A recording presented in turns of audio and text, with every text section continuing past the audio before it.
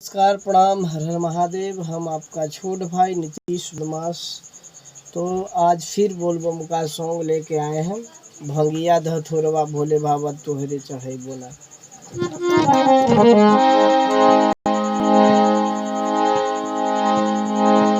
गाया है अरे भंगिया धथुरवा भोले बाबा तोहरे चढ़ाई कि भोले बाबा तोहरे चढ़ाइबो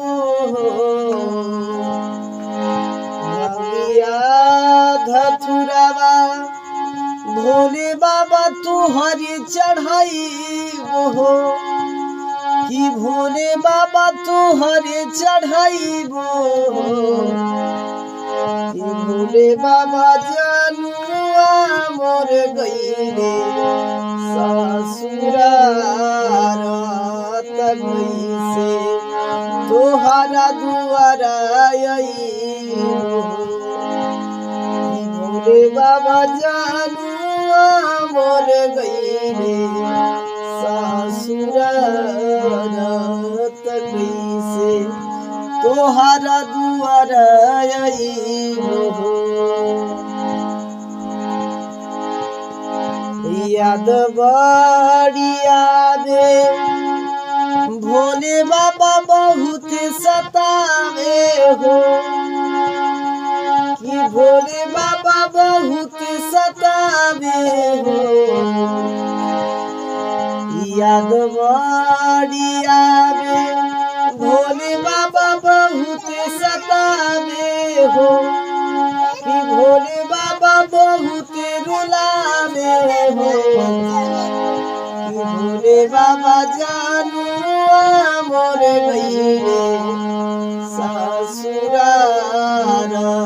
कैसे तोहरा दुआरा आइबो कि भोले बाबा जानुआ मोर गईले।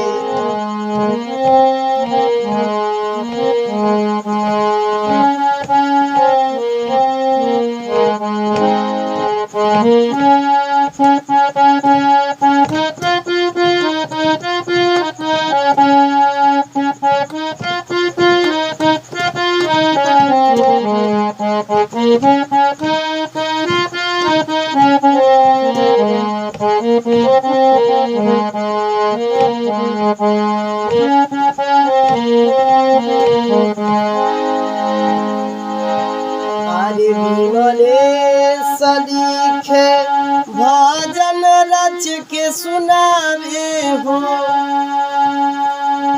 कि बाबा पंदर बनावे हो कि भोले बाबा शिवा पर करा उपकार कैसे तोहरा दुआरा आइबो। नमस्कार, प्रणाम। तो इस तरह से गाना सुनने के लिए आप हमारे चैनल को सब्सक्राइब कर लीजिएगा और बहुत सारा गाना यूट्यूब पर हमारा डाला हुआ है, तो आप सब सुनते रहिएगा। बस इतना कृपा कीजिए कि सब्सक्राइब करके जाइएगा।